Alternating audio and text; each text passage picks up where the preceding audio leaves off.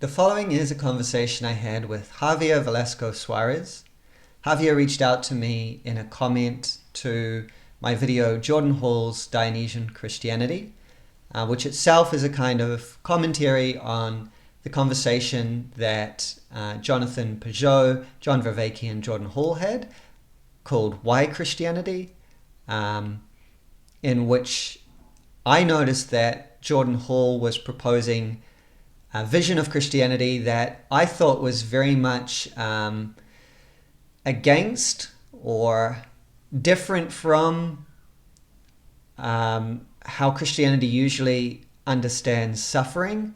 And Christianity is ultimately usually a rejection of suffering, a sense that a belief that suffering should and can and will be overcome.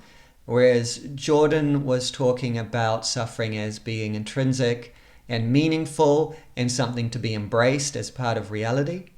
And so I found that really interesting because those seemed like very Nietzschean, very Dionysian notions. And so that's what my video talked about. So check out that video, Jordan Hall's Dionysian Christianity, if you want more context, more background to this discussion.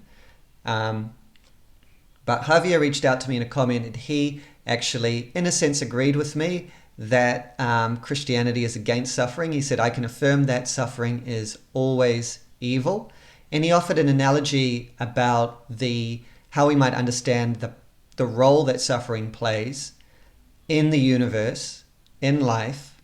He said, and I'll just quote a little bit of the comment that he made, the human body might be a useful analogy. It comprises many different parts that, when functioning properly, within the boundaries set for them, all is well.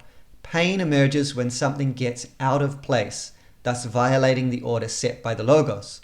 Blood that goes out of the controlled ways of the circulatory system causes pain, and so on. Likewise, when humans violate the order of the universe, suffering ensues. So I found this a very interesting analogy, and I wanted to talk about it more. Javier wanted to talk with me as well, so we set up this conversation. And in this conversation, really our discussion revolves around being, what is limited versus infinite being.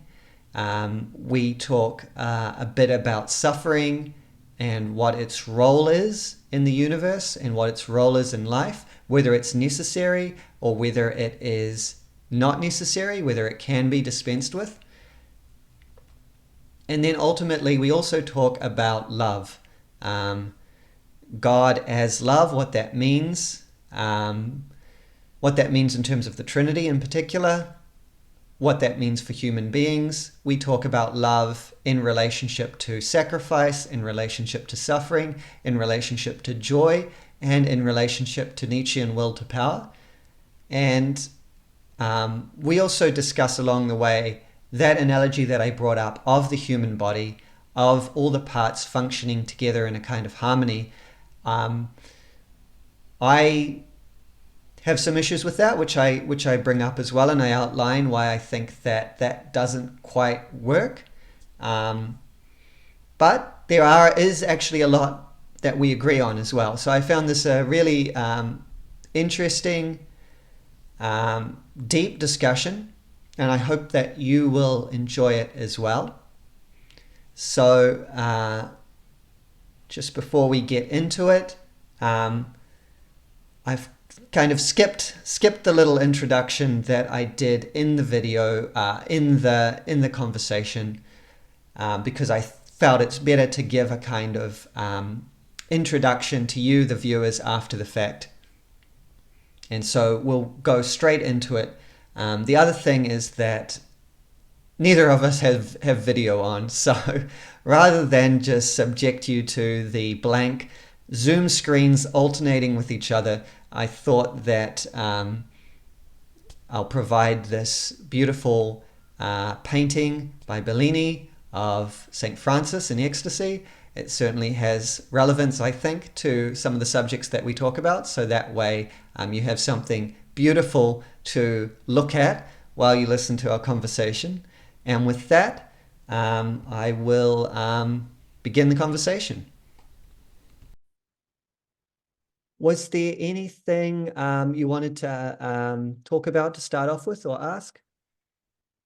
Well, I would like to ask you a couple of questions, like, for example, how you became you are obviously in contact with this part of the internet world, like Jonathan Pageau, John Vervaeke, and so I wanted to ask you um, if they contacted you. That's one first question because you asked in the video that Yes. if they see it, you would like to talk to them. In particular to Jordan, I think you were more interested to talk to, but Hmm. that's one. So did they? They haven't yet. I haven't heard from any of them yet. I think that Jordan's pretty busy at the moment, and to be fair, I haven't reached out to him directly. But that is definitely something I would want to do in the future is have a talk with Jordan and the others as well, potentially. Hmm. And I'm guessing you know about Jordan Peterson because he's the missing one there, Yes. basically. Yeah, Peterson's been a big influence on me. So yeah, I'm definitely familiar with Jordan Peterson. And like Yeah. many people in this kind of corner of the internet, he is largely the reason that I arrived here. Okay. So you just mentioned this little corner. So you obviously know about Pastor Van der Clay, whom I follow too, on and Yes, off. yes, yes, And about Jordan Peterson, I was asking you in particular, well, not only because he's a big part of this whole conversation, but also because he has at least last time I heard him talking about this issue, he has a similar understanding of, he has like a Nietzschean understanding of suffering too. yes, That's, yes. that's my impression. I would And agree. I think that's where the influence of Nietzsche can be seen in Peterson, is his view of suffering and his view of this world. yes, and which brings to mind a conversation he had a while back with Bishop Barron. Have you heard of him too? Yes, I've heard of him. I don't know if I've seen the specific conversation though.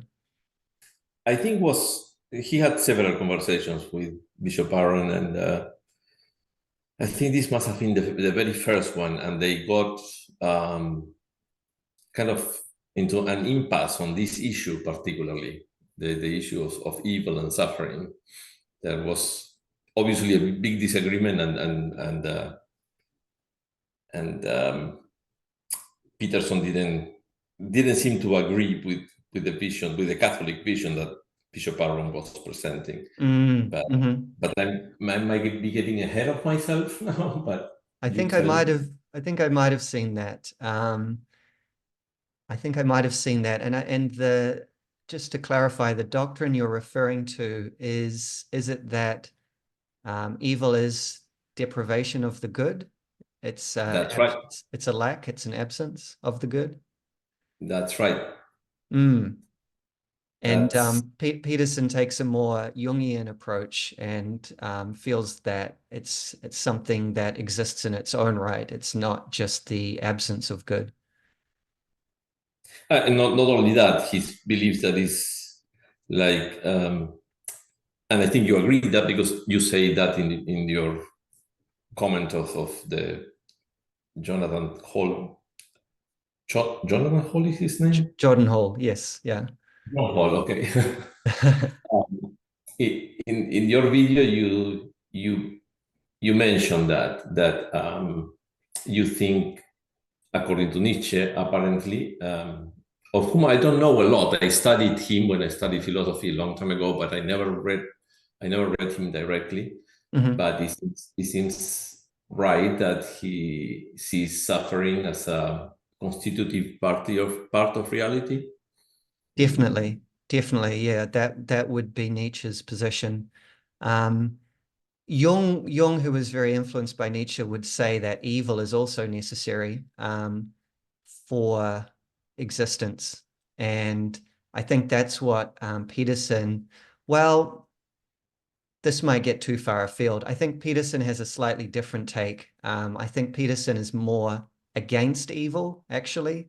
But I don't know if he would say it's a necessary part of being. He might, but I think he's more concerned with eliminating it or constraining it as far as possible.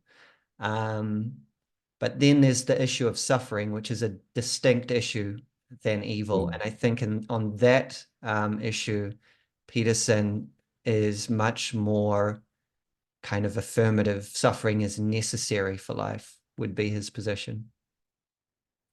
Yeah. Yeah, that's interesting. But I sense that his thinking is evolving, and it might have changed by now. I don't know what exactly is his thought. But the first thing that I wanted to comment is John Hall's idea that the call of the Christian is not to alleviate suffering. And he seems to share too your understanding of suffering as an intrinsic part of reality. And well, I disagree. I have to strongly disagree with that vision, because it is actually part of the Christian call is to alleviate suffering of the people around us. Is actually there is some people characterize this parable of Jesus as the canonization parable, because what are the reasons why people will go into heaven or be thrown into the darkness? And what he says is, let me see, I wrote that down. Is in Matthew 25:31 is the parable of the the goats and the sheep. Does that sound familiar to you? Yes, familiar with the parable. Not sure about the wording. Yeah, well, I'll read it quickly. So he basically says that at the end of times, when the king comes, he will separate one from another, as a shepherd separates the sheep from the goats. He will place the sheep on his right and the goats on his left. Then the king will say to those on his right, "Come, you who are blessed by my Father, inherit the kingdom prepared for you from the foundation of the world. For I was hungry, and you gave me food. I was thirsty, and you gave me drink. A stranger, and you welcomed me. Naked, and you clothed me. Ill, and you cared for me. In prison, and you visited me." And then the same is said in reverse. The mirror image of that is said to the goats who are being sent into darkness. So that's basically is one of the main calls of the Christian to alleviate suffering. And it makes sense. I mean, there are two missions. One is that to alleviate suffering, and the other one is to the one that he tells his disciples at the end of his life, towards the end, to make disciples of all nations, preaching the good news and baptizing them in the name of the Father and all that.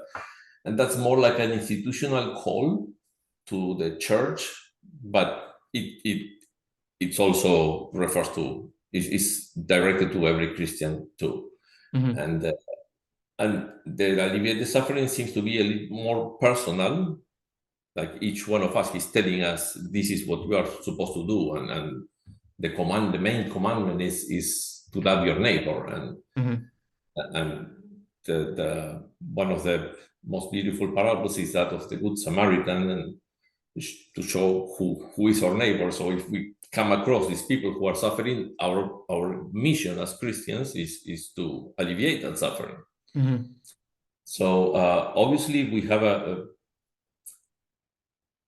very different vision of suffering than the Nietzschean one, and the one that John Hall was presenting.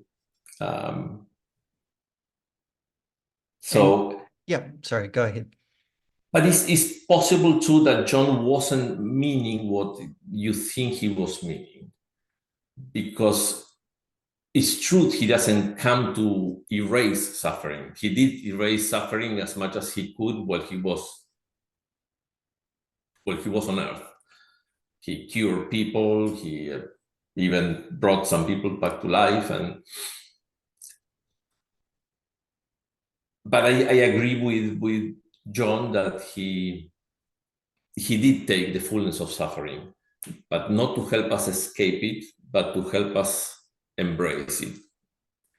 And then he says something that I completely disagree. Then he says that suffering is intrinsic and meaningful. Mm-hmm.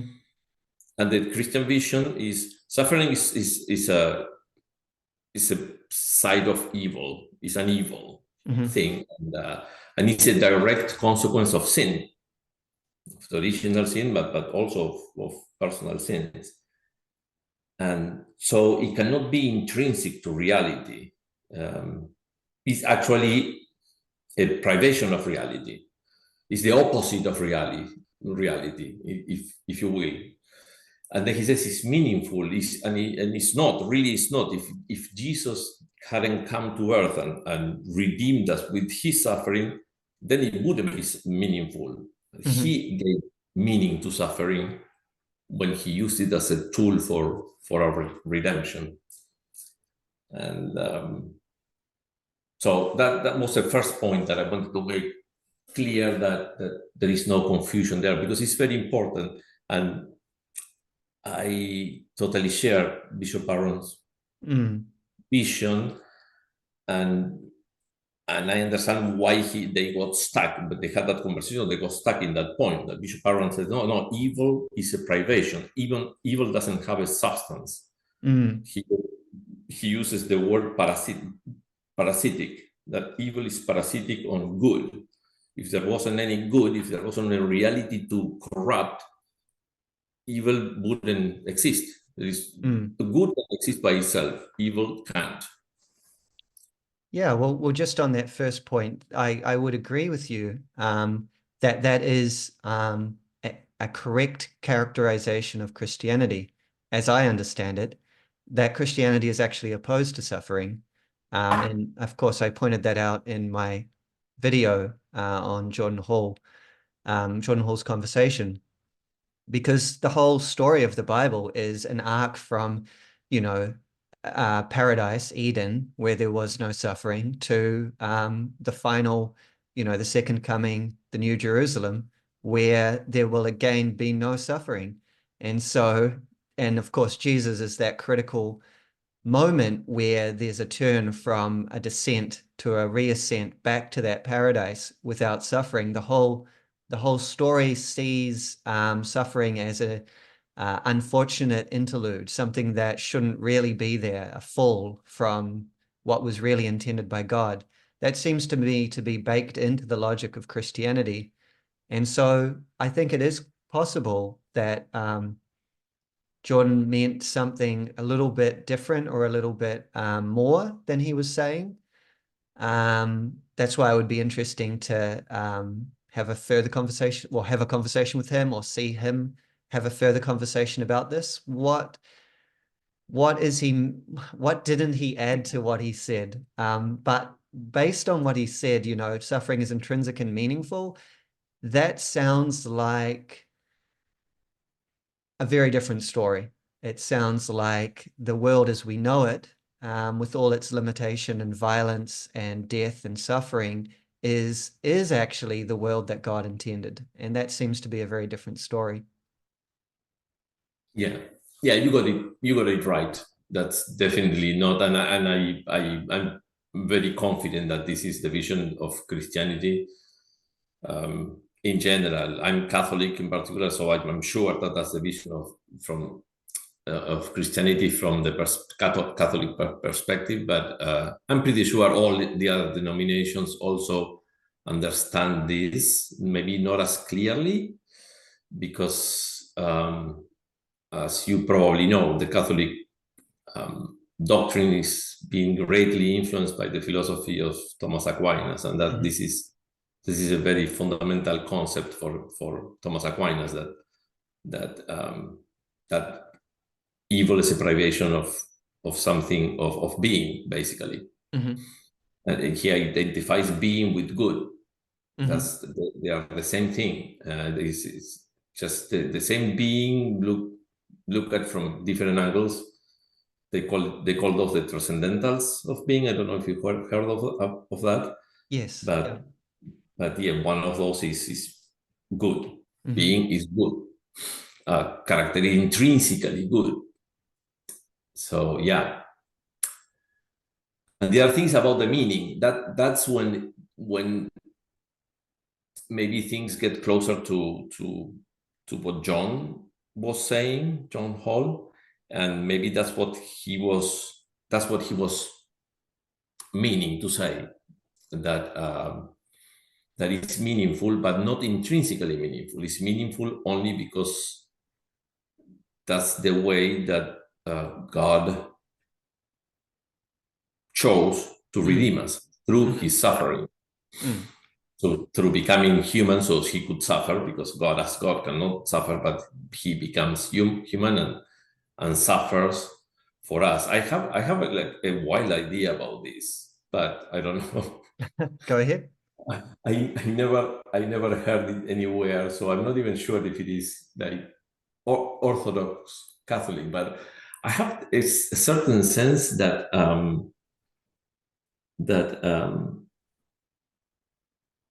that he knew when he was creating the world, which is a weird way to speak, because God doesn't exist in time, so you cannot really say that God was creating the world. It would be more appropriate to say that God is creating the world right now, because it's that's what. Anyway, I tend to you can call me when I go into rabbit hole, because I tend to go on rabbit hole, and then I keep on going to new rabbit holes, and then I forget what I was Me too. trying to say. Yeah. And so what I was trying to say is that that God knew that he would have to pay the price for limited being, and that goes to my point of the with the simile that I made with the human body that you asked me about at the beginning. And that's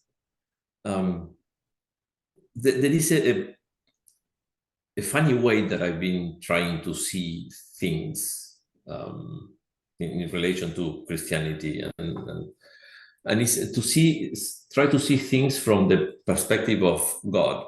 Like, it sounds very pretentious, but I think we can understand a lot better if we try to put ourselves in his place. It sounds really, really not right, but I hope it will be clear that what I'm trying to say. But just from considering what God is, from what the Catholic teaching has taught forever, and in particular Thomas Aquinas, and which wasn't something new. This is something that the Greek philosophers had already concluded just rationally. They just thinking about what they saw, they realized there had to be a principle of everything, and they conclude that principle has to be infinite, and it has to be infinite being. And have you heard about the definition of God in terms of unlimited being, or being essential being, or like taking it from that passage in the Bible when he shows up to Moses in the burning bush, and Moses asks him, what's your name, and God says, I am who is, or I am who I am. There are many different ways to translate it, but the first Christians understood that was really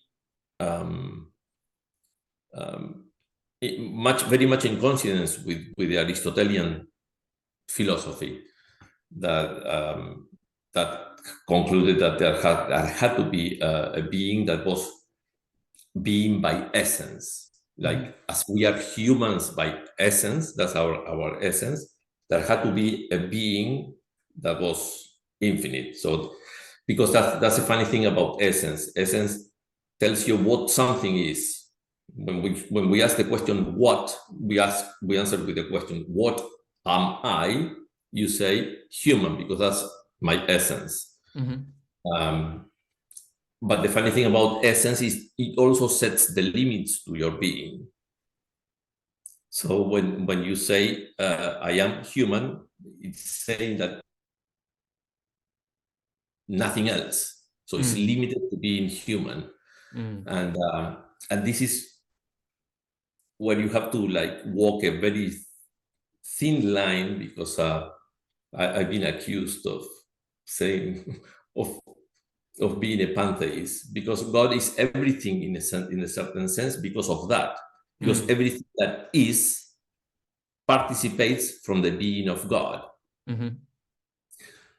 So that I see like the first conundrum for God, when let's suppose that he's not eternal, that he lives within time, so he thinks along the same way that we think, like with steps, one by one. And the first step that the first conundrum that he has to face when he decides to create is that he really cannot create anything on his same ontological level, because his ontological level is of unlimited being.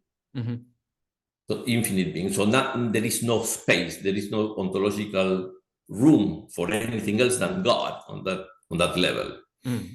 So he has to create another level of being, that is the level of limited being. And that's how the Bible starts.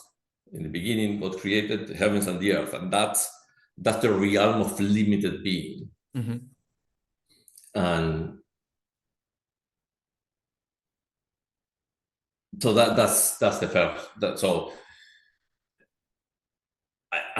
the wild idea that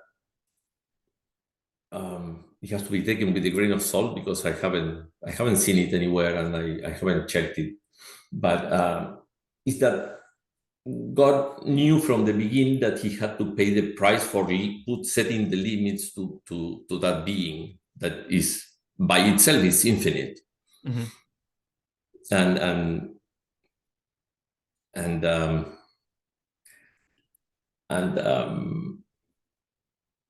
Like a very clear way to understanding how it is infinite is being is shared by absolutely everything. Like that's the one thing that absolutely everything has in common. Being. And I actually once asked ChatGPT this question: what is the one concept that applies to absolutely everything? And he gave me one answer. I said, no, that cannot be because of this. And he gave me another one. And then the third answer was the one that I was looking for. Yeah, it's being. That's the one thing that, and we, even though it's limited to being human, qualitatively is a full share in being. Yes. So even though there are gradations of being, but it's not that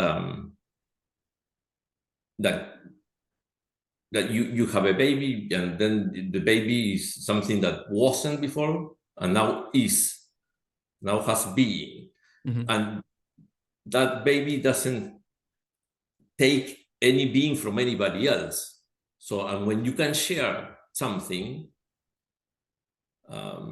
in that way, fully, everybody can share fully in something, that means that the supply for that is unlimited, is infinite. The same happened with essence, with the essence. When God creates the essences, he creates infinite essences, in the sense that that you and I share the same essence. You are human, I am human, and there are a billion humans, and no matter how many humans there are, the our share in humanity is full. It's not that it decreases with every human being. You know what I mean? It's not like a pizza. Yeah. So God's gift of being to us and to all creatures is not, that itself isn't a sacrifice, because that is not something, like you said, that takes away from someone else. God giving us being doesn't take from his own being. So how would you say that at the beginning of time, God, well, let me put it a different way. Jonathan Pageau talks about this as self-sacrificial love being the way that the universe exists, the way that things are and persist in being. And so that makes me think that there must be some necessary self-sacrifice from God himself in order for things to be. Do you think that's just referring to Christ's sacrifice, or do you think there's a deeper or more original sense of what that might mean? I think there is this. Of course, it is the sacrifice of Christ. I don't know how much you follow Pageau, but there is when he talks about the book of Job, and at the end of the book of Job, when God when Job complains to him, and God tells Job, where were you when I set the foundation of the earth and all that stuff, and the implication is that Job sees something, God shows him something, and then he understands the meaning of his suffering, and according to Pageau, there are some Greek fathers of the church. I don't remember who he quoted saying this, but what he sees is God dying on the cross. That's what he sees. Ah, right. So in a certain way, is and in Catholic doctrine, we say that the sacrifice of the cross, it is a historical event because it's a human being that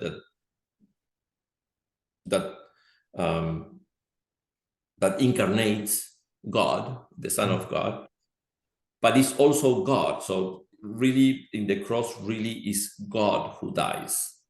Not to his, obviously not to his divine nature, but to his human nature, and the subject of that person is the subject of that human being is a person, and the person is God, is the Son of God, one of the persons of the Trinity, the second person of the Trinity.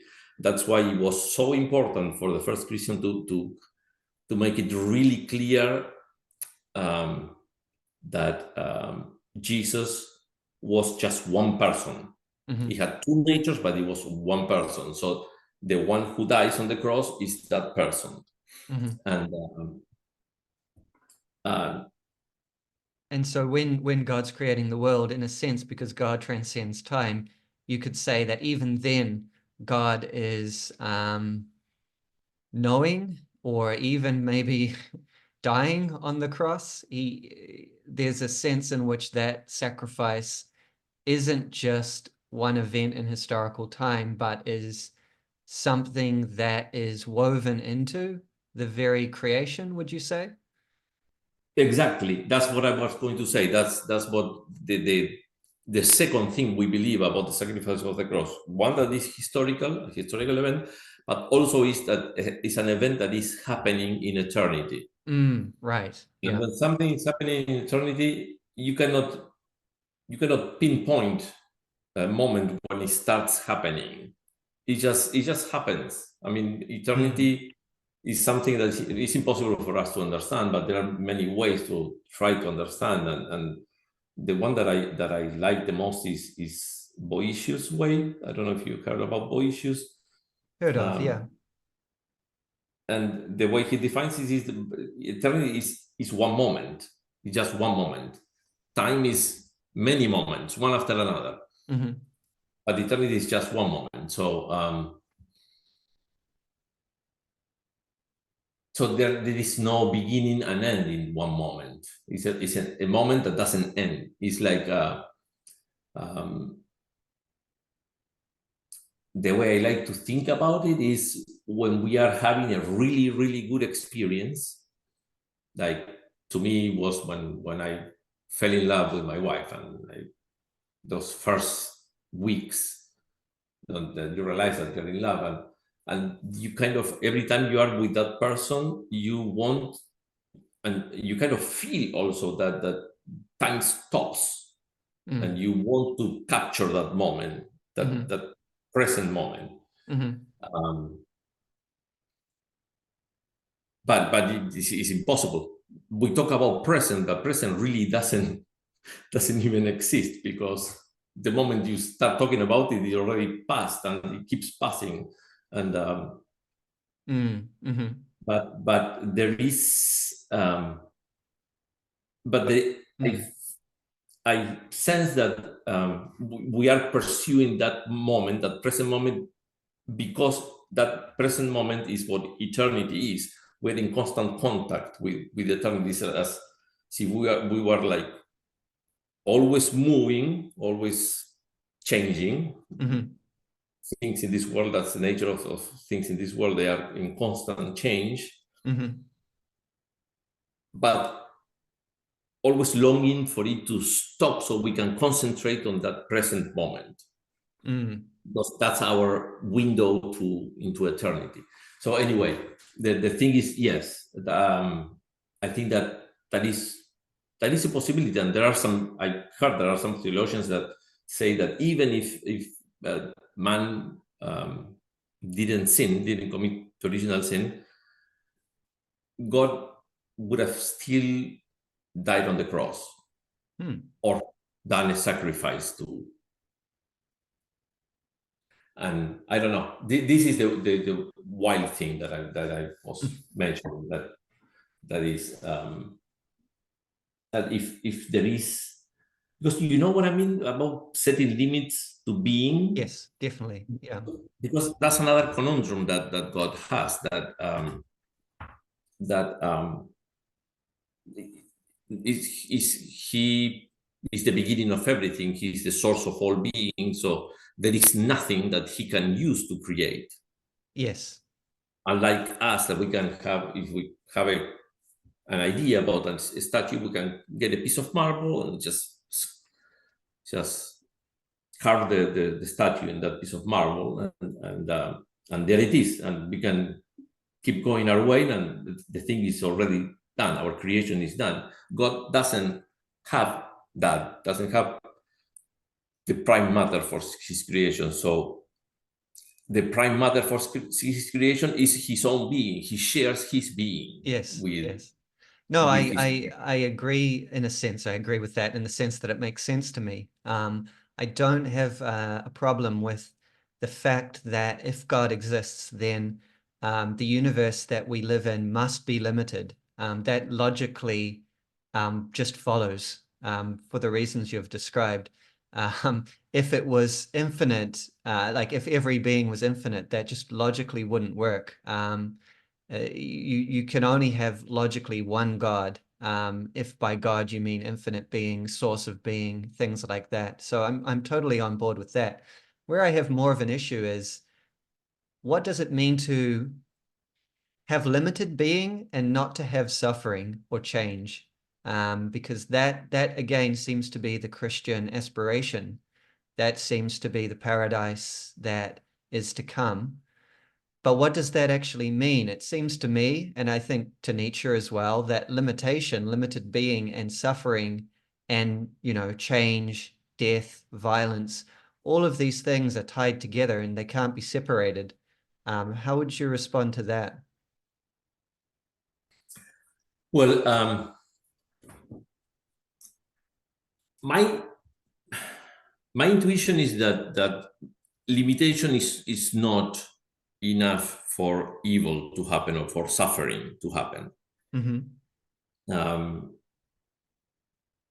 And we've been taught that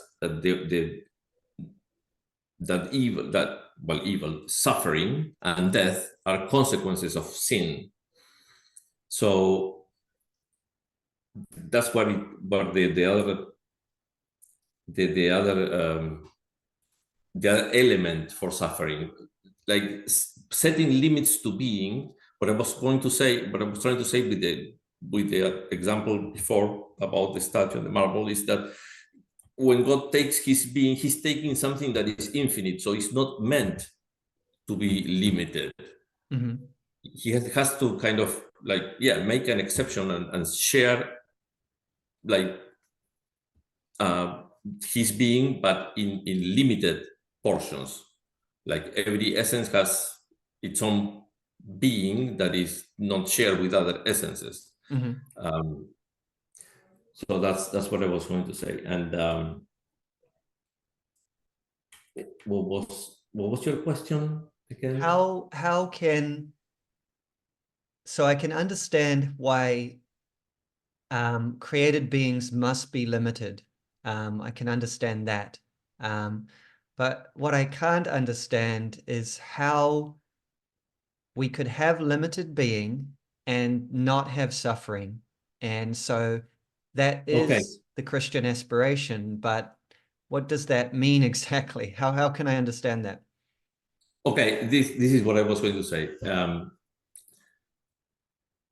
The essence is when God creates, he creates first is an ontological level, heavens and the earth, and then different essences. He creates the essence of the earth, of the sun, and those are like channels for being.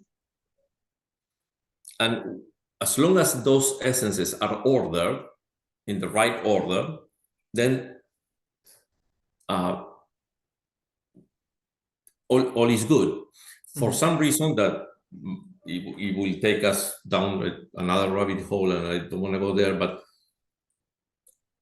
God wants mankind, when he creates mankind, he wants human beings to be the connection of the physical world with his logos. So we are responsible, if you will, for like connecting in the right way. Or you can think of a computer maybe, or any like electrical machine thing, that things have to be connected a certain way. The blue cable goes here, the red cable goes there. So we are responsible for that.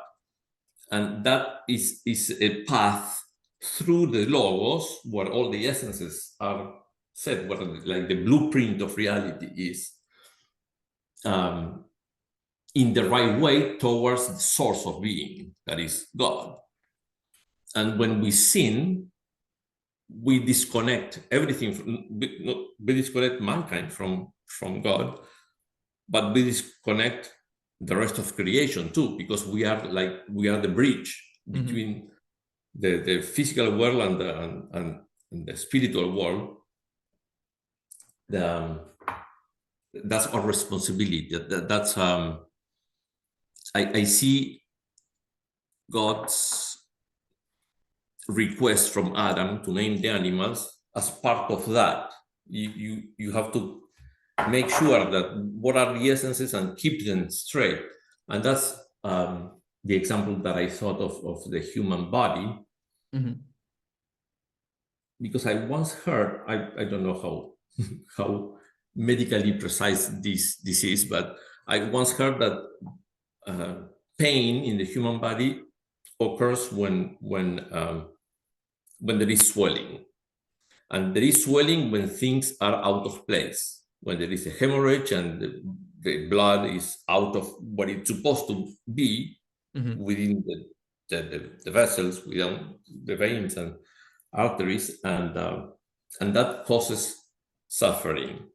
So when we treat any essence in an improper way, we are we are breaking the channels of being, and that's what causes suffering. Do you understand what I mean? Right. We're violating the order of the universe. Exactly. In the same way that when we cut our finger, we are violating the order of where the blood is supposed to go. Mm-hmm. Um, Right. So that analogy of the body is helpful then, because the body is clearly a limited thing. Its parts are all limited. Organs, cells, blood vessels are all limited things in space. And but the whole thing has a harmony. The whole thing holds together. Um, every part works with every other part for the sake of the whole. And like you say, in many occasions where something goes wrong, that's when the body experiences pain.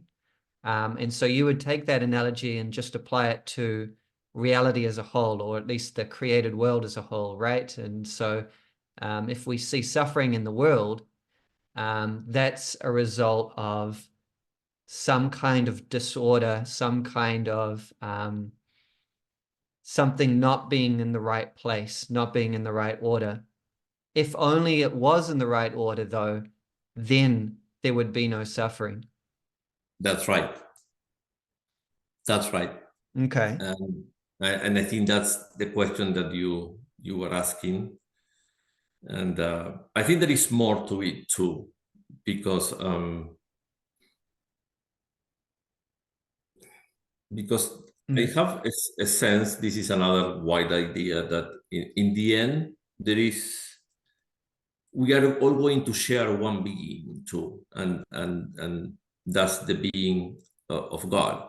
Mm-hmm. We are called, but the final destination, God's final purpose is that we become one with Him. Mm-hmm.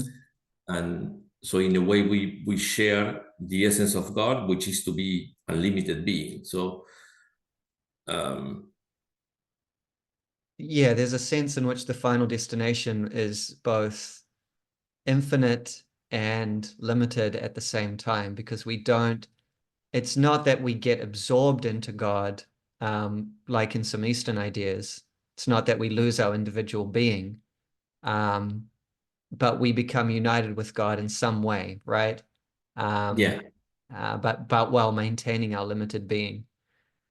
yeah, I wanted to just say a few things about the that analogy with the human body. And obviously it is an analogy, so it's not going to be perfect. So I understand that. But I thought it could be helpful to just bring up these thoughts, which have been sort of triggered by this analogy, because, and this is me kind of again steel manning the Nietzschean position. It doesn't necessarily mean that I fully agree with it, but I'm just putting forward a strong argument for that position. When we think of the human body, I think you're right. I think it has an amazing harmony. It holds together. Everything serves everything else in a way. So it's a really good analogy. But I think the issue is that um, it's a small part of the universe, and actually the human body depends on a lot of these negative processes that we want to say won't exist in the perfected universe. Um, for instance, the actual reason why, or at least um, for most people nowadays, the actual reason why the body is so harmonious is as a result of the process of evolution. That's why everything does, in fact, fit together. But the process of evolution is extremely violent process. It's a process that depends on death to, select against organisms that don't fit the environment. It's a process of immense pain and suffering. And yet that's the reason, from a scientific perspective at least, that we have the bodies that we do. We actually depend on that. We depend on that process of suffering.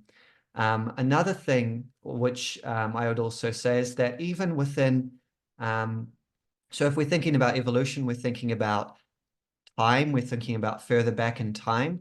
But even right now, presently, I would say that the human body kind of needs a certain degree of suffering, a certain degree of at least resistance from its environment, right? Imagine, for instance, if we had no sense of suffering, well, would we have any, our muscles wouldn't develop, we'd have no sense of resistance, we'd have no sense of being adapted to our environment. There's a sense in which suffering is not just things that go wrong within the body, but which is the feeling of the world's reality, the sense of, if I hit this table hard enough, it will hurt, it will affect me, it won't just be, it won't just be an idea in my head. It will be real and it will connect with me. So there's a sense also in which suffering is necessary in that way, to have some contact with the world around us. And then, of course, Yeah, I and think, even when I guess we are talking more the pain side of suffering. Suffering can be, but and yeah, I've heard it said that pain is very important in because we need to know when something is going wrong. yes, So pain is a like the call to attention. There is something wrong, and in fact, I think there is some kind of disease that prevents people from feeling pain. And the first thing that comes to mind is that, oh, how lucky. No, it's no, not lucky at all. yeah. They have very low life expectancies because they don't avoid things that are dangerous to themselves.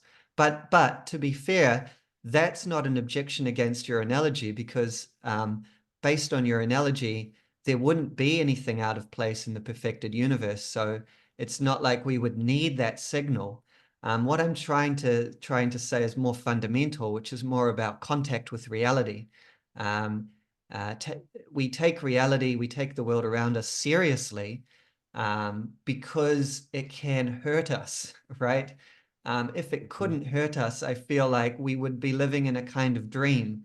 We wouldn't really be connected to the world. And I think that's a little bit of what Jordan Hall was getting at when he was talking about immersion into reality being something good. And then the final point I would make is that um, even within the body, even within the body, um, maybe you can't call it pain itself, but there's certainly a lot of death present. For instance, all the cells in our body are constantly dying and being replaced, and that's because we're a dynamic process. We're not just a static substance or something like that, but we are a dynamic process. And if those cells weren't constantly dying and being renewed or replaced by new cells, again, the body wouldn't survive. It needs that continual death and rebirth. And you could take that as an analogy and expand it to the universe and say, well, that's exactly what I am as a body. I am like a cell of the universe. And of course, um, the universe needs me, but it also needs me to pass away. And that passing away is going to be painful for me. And if cells had consciousness, it would be painful for them as well. Um, and of course, there's also other interesting things like the pain of childbirth, like incredibly painful process, but it's not something that is out of place. It's necessary, and it's actually something that we're aiming towards as a species. We always want pregnancy and birth, but it's one of the most painful processes. So it's sort of goes against that analogy a little bit too, and maybe suggests that suffering is more, again, intrinsic and meaningful to the whole world. So those would be my things that I would say about that, basically suggesting that the analogy might, how to put this in a more logical way. By using the human body as an analogy for what the universe might be like, if it was both limited and without suffering, is potentially self-contradictory, because it seems to me that the human body itself depends on a wider context of suffering, death, violence, change, process, things like that. And so you can't really expand it to fit the whole. It's a kind of temporary, partial harmony that comes together like a whirlpool in a stream. But you can't use that temporary apparent structure to describe the whole stream. The stream is actually a continual flow or flux, something like that. So those would be my thoughts. How would you, what do you think about that? How would you respond to that?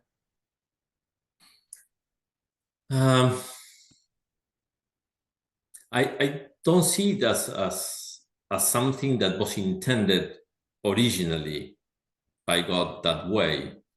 That comes about with original sin, and that's why one of the curses of original sin is that now we are gonna the woman will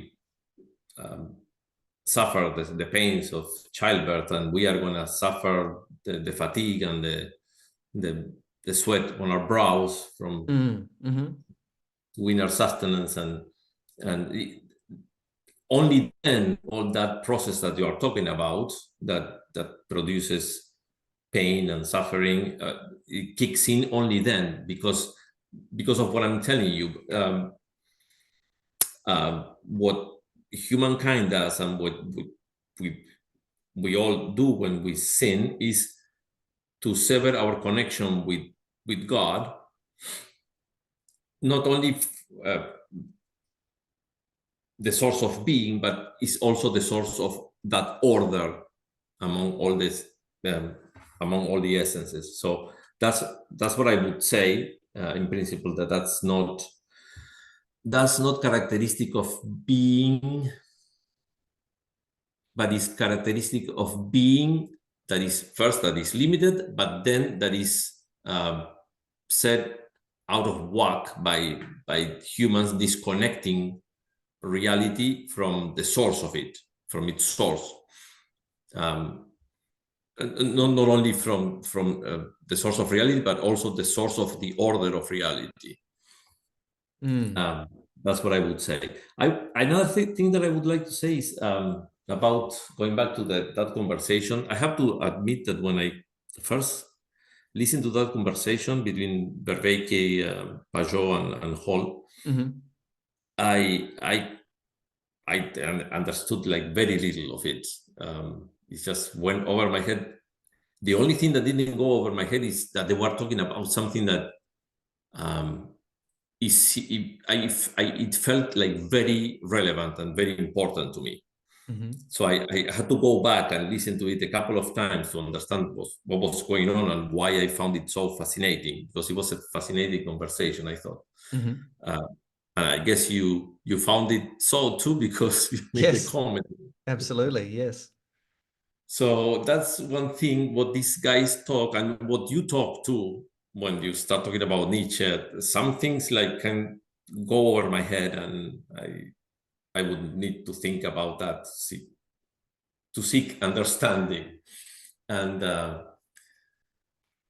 so that conversation was very interesting in the sense that it was also originated by another conversation that Pageau and Hall had, and Vervaeke wanted to have the conversation with them, right? That's the way it started. And what did you think about that? How did he come across to you, that dynamics between Vervaeke and the two Christians, and Vervaeke? That was so interesting. It was interesting. I think, yeah, go ahead, sorry. Like, it seemed to me like kind of sees what they mean, but at the same time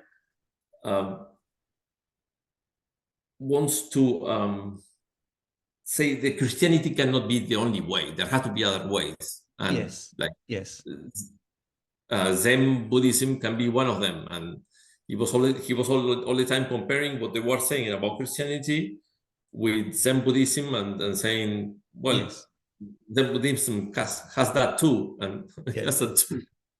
And I thought that was really fascinating and funny too at the same time. Yes, I think that Vervaeke has probably more than this, but at least two big problems with Christianity, and one is the lack of pluralism.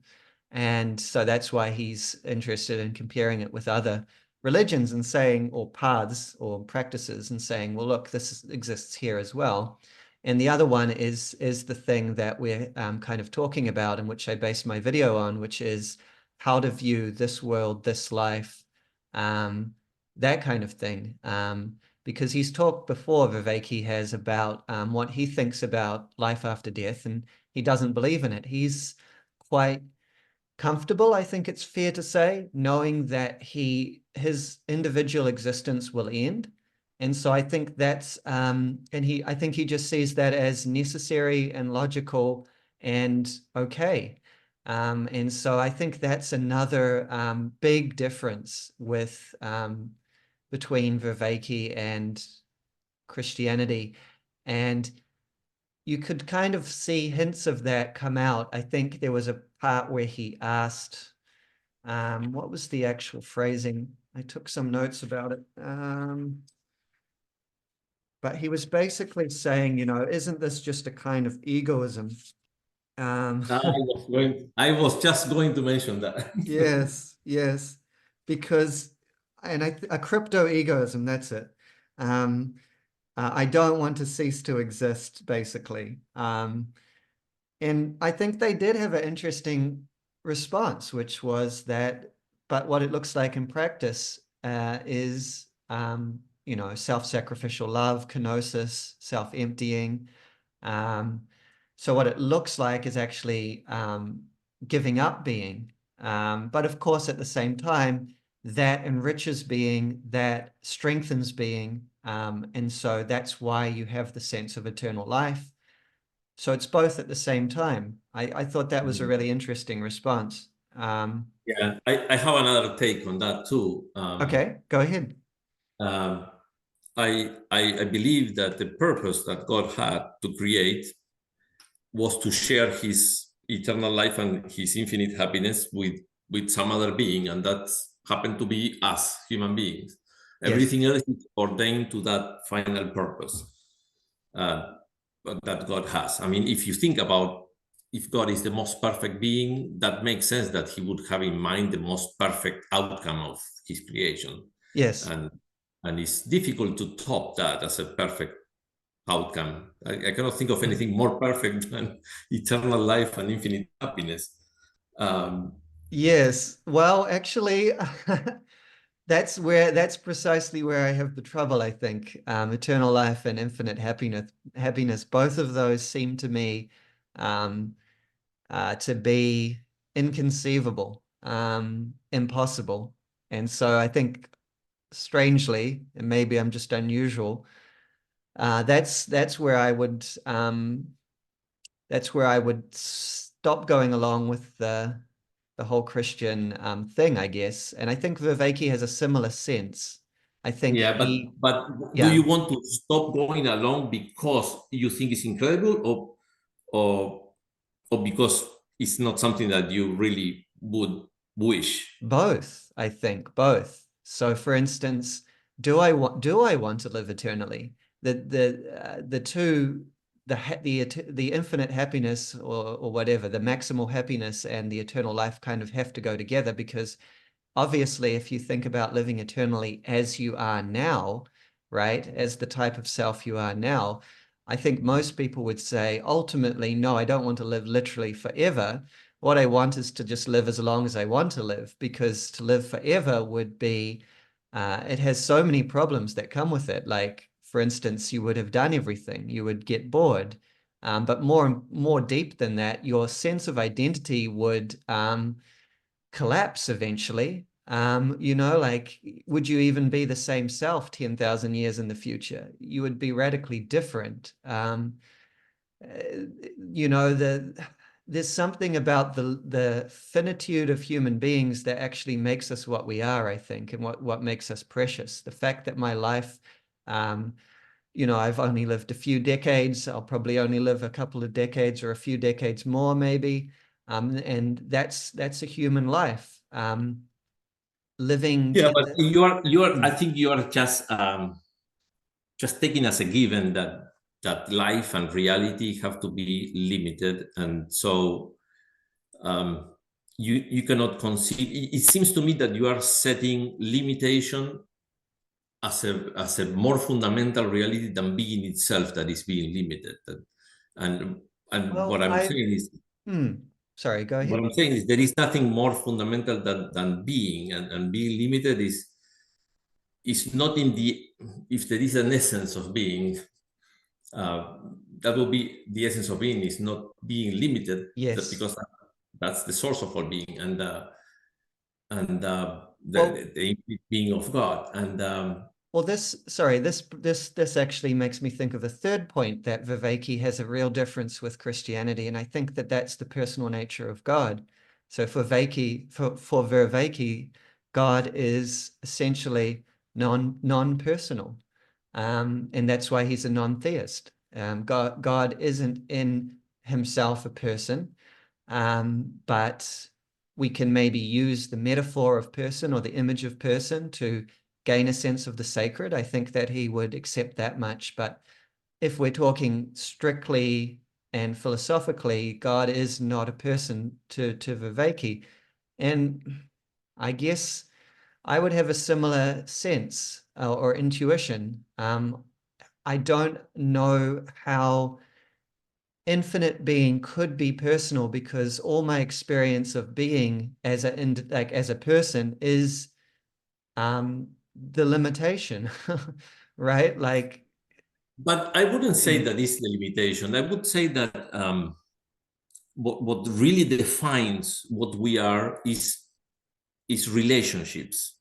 Our very identity is really built on relationships. The first thing that we are known for Yes. when we come to this world is like, I am the son of my father was Jorge. Yes. I would and agree. Marta. Yeah. So Relationships. Yeah. that's the first thing that defines my identity. And then the relationships that I form myself throughout my life, and that like add more and more identities, and that's why I think it's so fundamental, the concept of person and the distinction of persons in this source of all reality, because it's a relationship. What God is really is a relationship, and a relationship just requires persons. Is inevitable, and that's the way that we find our identity. And that's the way the persons of the Trinity also find their identity. And that's another thing that I wanted to mention earlier, because you asked me something down the lines of how does this self-sacrificial love is manifested in reality. And you suggested, well, the sacrifice of Jesus on the cross would be one, and yes, I agree. But another very important thing is how that dynamic happens in the Trinity itself too, because that's self-emptying, self-giving is what happens, or the way we try to understand that happens between the persons in the Trinity. That there is this full and perfect love of the Father for the Son, in such a way that he gives himself fully to the Son. And that goes back and forth. And then the Son is madly in love with the Father and wants to give himself fully to the Father. And the Father is already in the Son. Like, if there was time, we could just go back and forth. The Father is already in the Son. So what the Son is given to the Father is himself with the Father, enriched with the Father, if you want.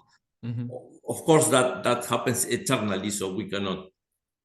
But it helps me to understand God's perfection and God's infinite perfection, because it's always is a feedback loop of perfecting each other. One is enriched by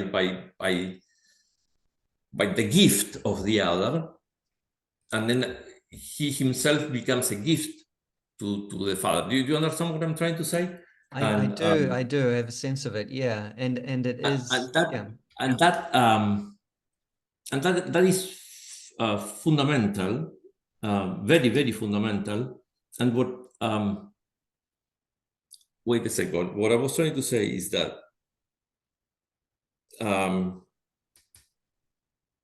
well, that's the basis for reality, let's say, because that's the basic. A father and a son are not. Wait a second. The Father and the Son, you were saying? That's the foundation of reality, because if there is no unity between the Father and the Son, there is no being. There is no divinity. The divinity is love, the love between Right. the two of them. That's what the divinity is. That's how John the Evangelist, in one of his letters, actually, that's how he defines God. And that's the other definition, which I say that it's impossible to define God. But if it was possible, one would be the one of the burning bush to Moses, I am who I am. And the second one, which I think is even better, is John's definition, that God is love. Yes, yes. And it's not that John was into like bumper stickers or things like that. He's describing a reality, and that's the reality and the source of our reality. Because if it wasn't because of that, like overflowing, overabundant love that exists in the Trinity, there wouldn't be the motivation in the divinity for creation itself. So that love, that infinite love, that's what the root of reality is, the And root of being. I'm very, very sympathetic to that. I think that it's very true. It's definitely true in a psychological way, and it may be even true in an ontological way, in a fundamental way. What was I going to say? So I guess if we're thinking about love being fundamental, again, it seems to me that both limitation and suffering are necessary for it, in the sense that if we talk about self-sacrificial love in particular, well, there has to be a sense of sacrifice. So there has to be a sense of giving up, or letting, a sense of causing lack in oneself, ultimately a sense of suffering. There also has to be maybe a sense of suffering in the other who you're reaching out towards, right? The sense that empathy is entwined with love. Love means that we reach out to others to help them, to comfort them, to increase their joy and decrease their suffering. So the phenomenon of love is a human phenomenon. It seems to be tied up with suffering. And if we think about it is, but it's not the fundamental thing, because sacrifice, we immediately think of sacrifice as something painful, but it is not necessary for the sacrifice to be painful. In fact, a very important doctrine for Catholics is that the Mass that we go every Sunday is painless sacrifice, but is a sacrifice.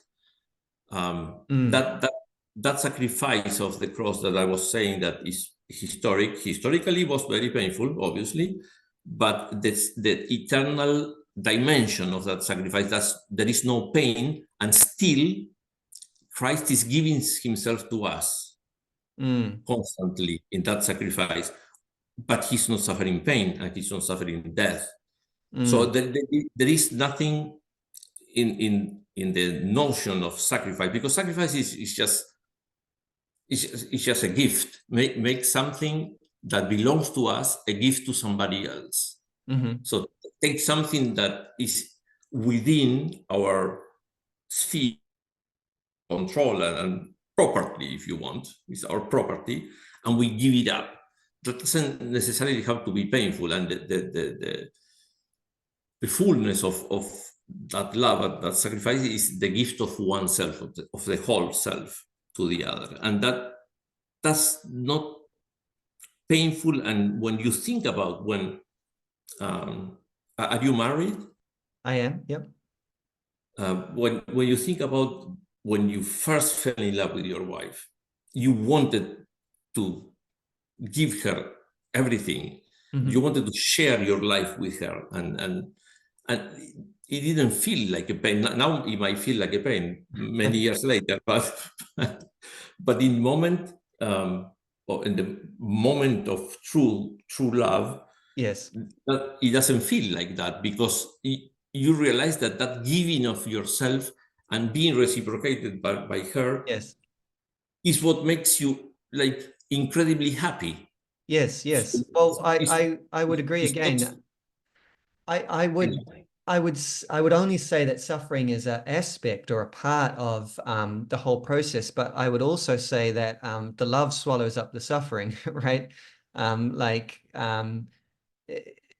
you might do something for someone that you love that objectively causes yourself some suffering, but it doesn't matter to you, right? Because the joy of the love or the power of the love swallows it up and takes it into itself. Maybe you could think of God in the transcendent aspect as taking up swallowing up the suffering of Christ on the cross or something like that. Of course, in the human aspect of Christ, that suffering was overwhelming, but in the divine aspect of Christ, you could say it is swallowed up by love or swallowed up by the joy of being God or something like that. That seems true to me. And but that's also somewhat Nietzschean in a way. Nietzsche does think that joy is deeper than pain and deeper than the suffering in the world. But he sees the suffering as a necessary part of the world. If God knew at the time of creation that he would have to sacrifice himself as Christ and be nailed to a cross and die, um, there is a sense in which suffering is part of that whole picture, and sacrifice in the sense of painful sacrifice. But mm. but we can't say that God in his transcendent aspect was suffering because of that. He was, you know, freely embracing that. And it's a different thing. I think that I talked a little bit about in my video about this whole idea of self-sacrificial love and about that not being that's not everything that it's not the whole of existence. There's also the will to Yeah, power. I understood Yeah. that, and you relate that to the uh, to the will to power as an overflow of the will to power, and Exactly.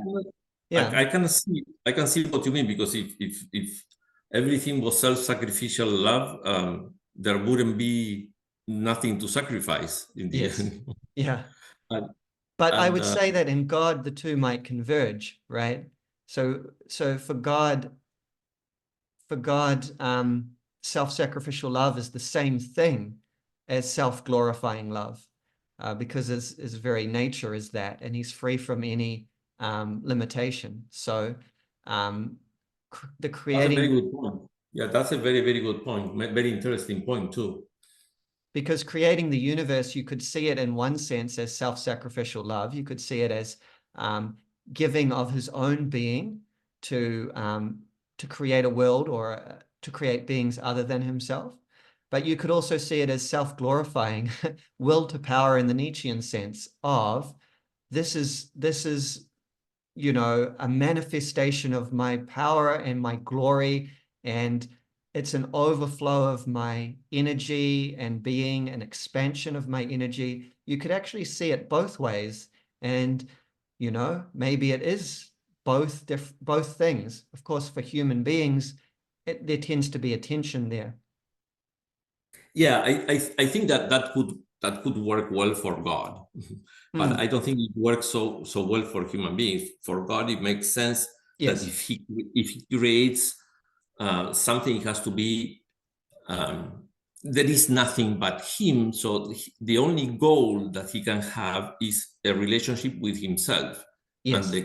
and the creation that glorifies him, because that's the way that the creation connects with its very source of being. Yes. Yes. Well, we as humans cannot claim that. We cannot say, "Oh, whatever I do for you is you have to give back to me because I'm the source of your being." Not that you Yes. have to remain in connection with me. We cannot really say that. That will be backwards. But No, I no, don't know. absolutely. Yeah. But for a human being, I would say that since we have the tension between self-sacrificial love and will to power, we kind of have to oscillate between the two. We don't have, well, this is my perspective. A Christian would say something like embrace, um, embrace self-sacrificial love with the trust that God will raise you to new life, you know, after death, and you know, perfect the world. So then in that new creation, then there won't be that tension anymore. But I since I don't believe in that, what I do is oscillate between, you know, I need to exert you know, power because I need to exist as an individual being, but I also don't want to be only that, because that would mean that I'm shut off from love, shut off from relations with others, and that would be a miserable existence. So I also want to practice self-sacrificial love for those that I love, but I need both. What if I put it Mm. this other way? Mhm. Um, the gift that one makes of himself when one loves another um, is is the very engine that wants to be something good to give. You don't want to be something Yes, I see what you're mediocre. saying. You Yes. you want to improve your own self, and maybe that's what you mean, or maybe that's what Nietzsche mean to I think meant that's with the will it, to power. You want to give something good, so you want to improve yourself, build your character, yes. be yeah, Be be be worthy, build something worthy to give in love. exactly, I think that's a exactly. wonderful idea. I think that it does work that way sometimes. I also think it works the other way though as well, in the sense that, and this is more what Nietzsche emphasized, although I don't think it's the only thing, but the sense of love being an outflow of one's own, building oneself up for oneself to start with, but then because of one's abundance, then one feels the need of giving to others. So it could be that you build yourself up because you have a desire, a yearning to give to others, and that's why you build yourself up. It could also be that you build yourself up just because you want to increase your power in the Nietzschean sense, and then but you get to a certain point where you're like, what am I going to do with this? And then you flow out and then you give to others. So I do think it can work both ways. Yeah, and The yeah, go ahead. that can be, yeah, sorry. No, no, go ahead. And that can be connected to what Vervaeke was saying about the egoism, and that he raised it more like as a criticism. It seemed to me, but it's not really foreign to the Christian thought to be egoistic in that way, because indeed Jesus, when he commands us to love others, he says uh, love your neighbor as you love yourself. So Yes. you are supposed to love yourself Yes. Yes. because that's a very fair thing that you are supposed to do. That's a very fair thing, is to accept the gift of your own self that you get from God, of your life and yourself, and care about it and love it, and Yes. then care about the others in the same way that we care about ourselves. Absolutely. I think that you have to love yourself in the right way, right? But you have to love Yeah. yourself in order to genuinely love others. Because if you hate yourself and despise yourself, then that will poison your love of others, because your love of others will just become a way to escape yourself. And so it won't be genuine love. It will just be some kind of psychological mechanism to, to escape yourself, or to punish yourself or something like that. So you need both. And on the point of egoism too, I think that this is the effect of heaven and hell, the idea of heaven and hell. I mean, in practice, this is how it works. You actually are, well, most people, most people are motivated to do good works and to grow in faith and to, become better Christians, because they aspire to heaven and they fear hell.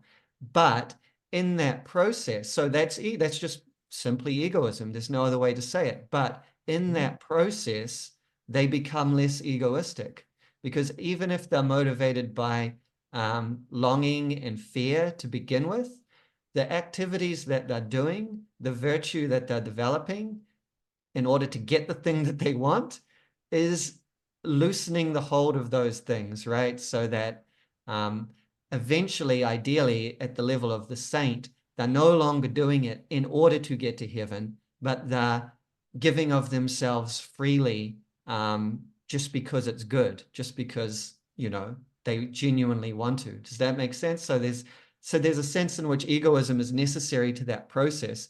And of course, with children as well, right? Uh, they need to follow egoism to begin with, because that's the only thing they really have. But ultimately, it's to transcend egoism. So you reward or punish a child, but you do so in order that eventually they'll become well socialized and not egoistic. Yeah, yeah, and in the end, yeah, there is the true desire of the Christian is not really heaven as an abstraction. No. The true desire is to be joined to your beloved, to love God to the point that you really want to be one with Him. And that's what heaven is. It's just to be united with God, to be in union with God.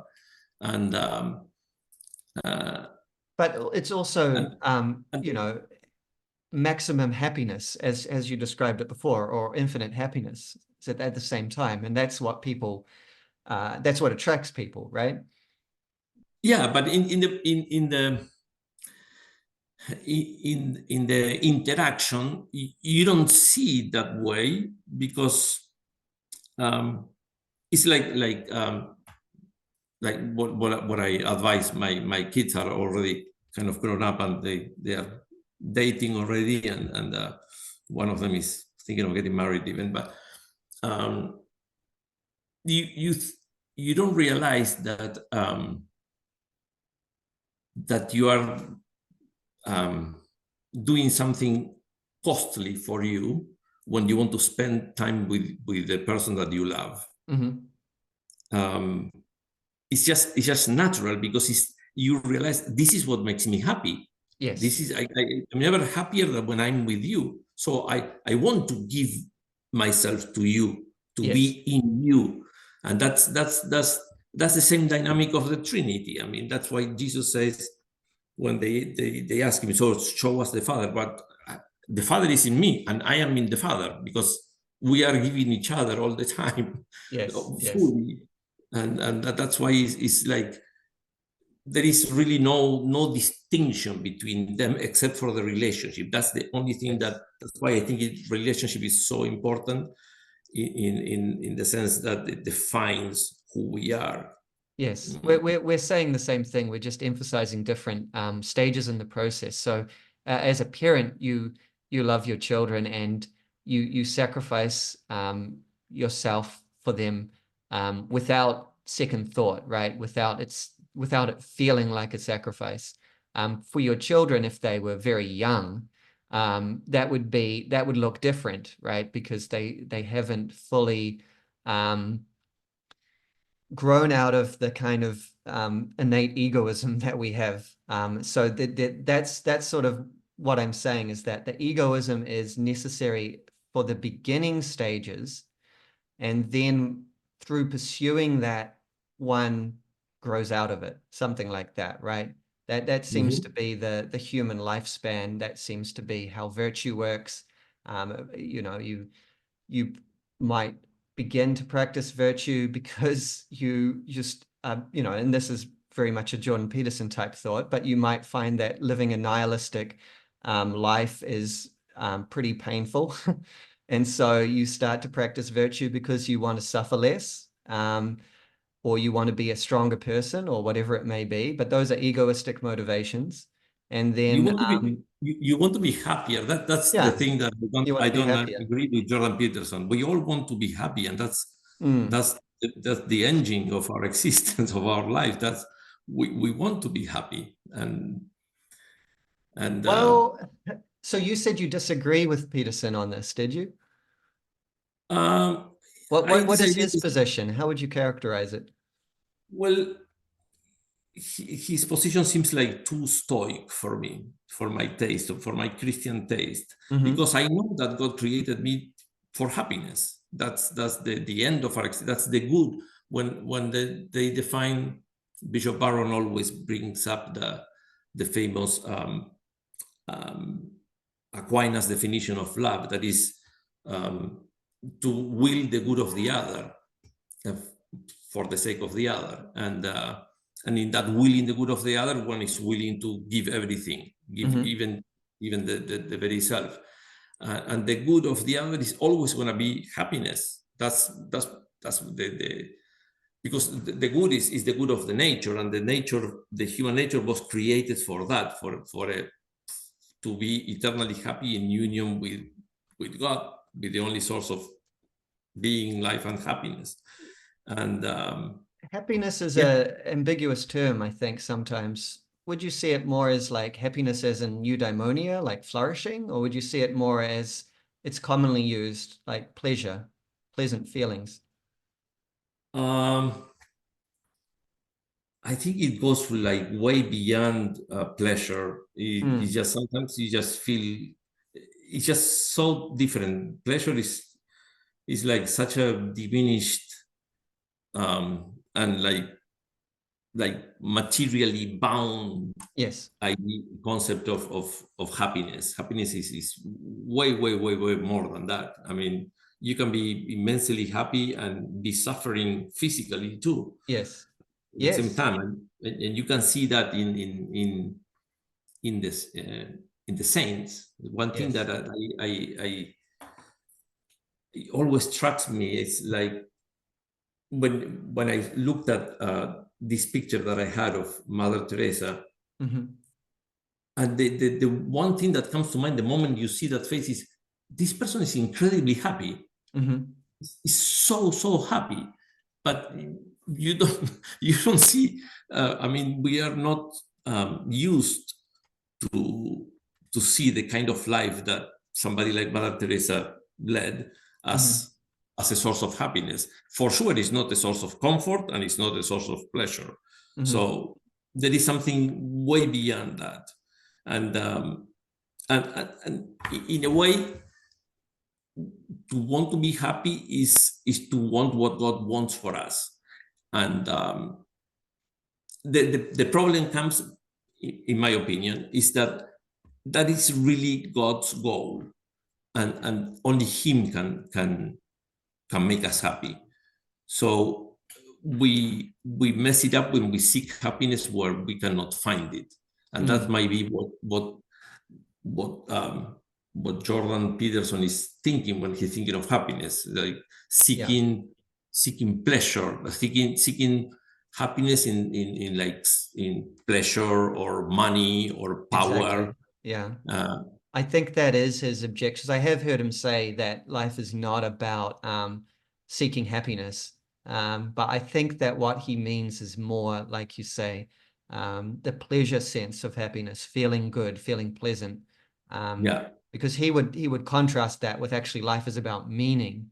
And so that sounds closer to what we're talking about when we're talking about saints or someone like some people that actually might be suffering a lot on one level, but are deeply joyful on an inner level.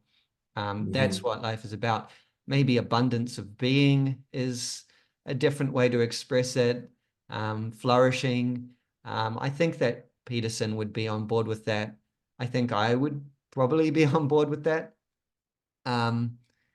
Because when I think about the happiness in the sense of pleasure, and then you say, there'll be like, infinite happiness for eternity.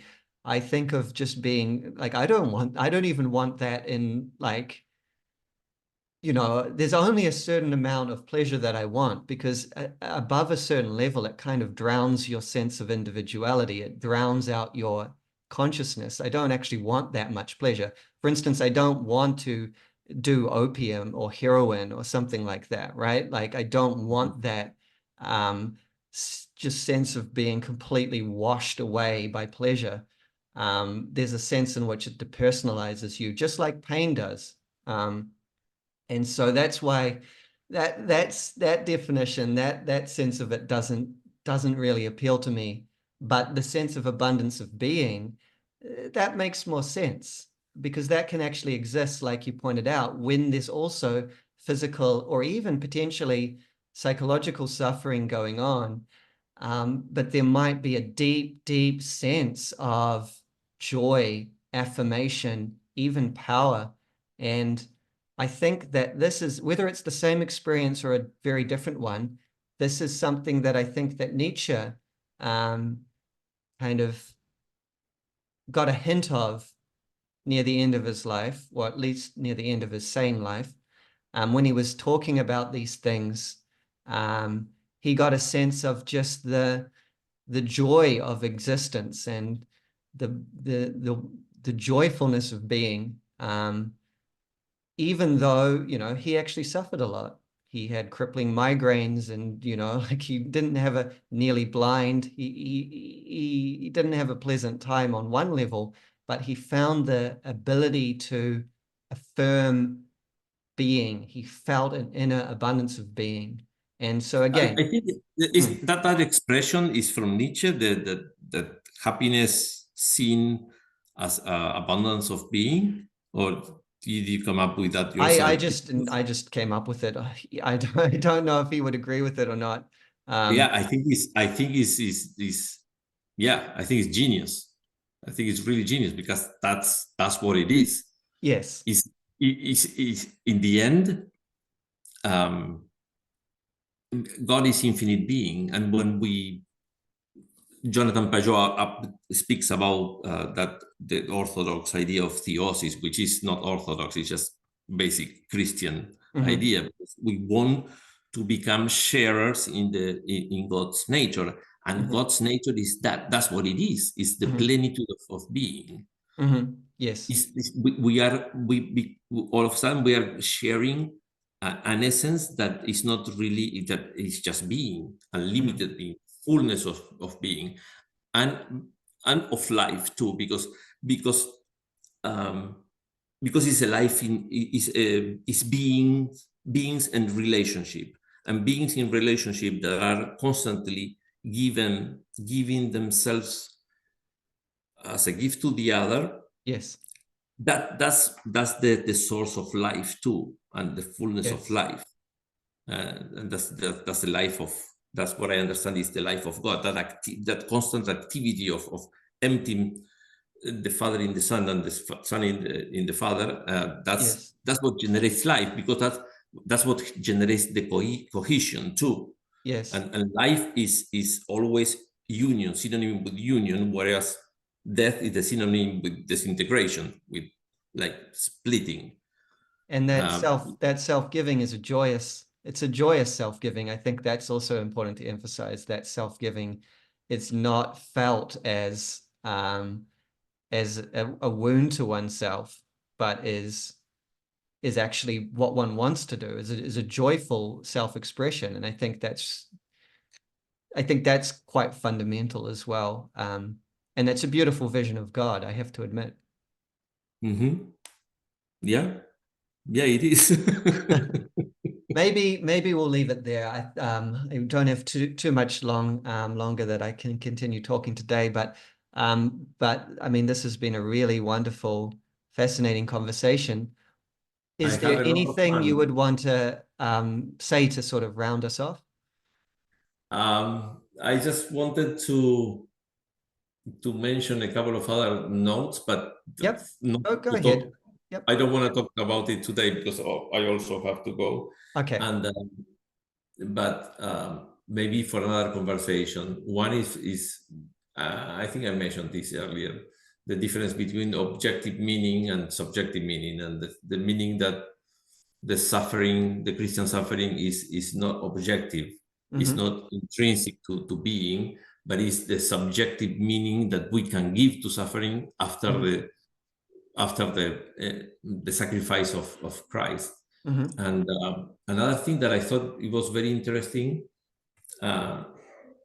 is what you say about Dionysus. That's how you pronounce it, Dionysus, broken into pieces. And the moment you said that, I said, hold on a second, that's what Jesus does every Yes. Mass. He, like in the Last Supper, that's what he said. Yes. He breaks the bread and he said, "This is my body that is broken for you." And that's what he wants us to feed us out of his pieces, out of his sacrifice. He wants to feed us. That's another interesting thing that I think is it can be a source of lots of thinking. Definitely. That's a really interesting parallel. Yeah. Yeah. Okay. I don't know how to call you, Xavier, GP. How Call me GP. Like I mentioned, GP? it's just a pseudonym anyway. But yeah, you can call me GP. And Javier, did I pronounce your name correctly? Or Oh yeah. okay. That's the way my original name here in the United States. I don't know if I should People, say Xavier or Javier. yeah. I usually say Xavier, but people want to know how I say it in Argentina. That's where I'm Okay. originally from. So, and they really want to make the effort to pronounce that. And I thought it was that I think it's difficult for them to pronounce, but I'm glad I took the effort because. So yeah, Javier is good, and it's been a wonderful talking to you, GP. Thank you, Javier. And have a wonderful would it be evening for you, I think, coming up. Yeah, evening, and for you, a wonderful day and weekend. Thank you very much. Goodbye. All right. Bye.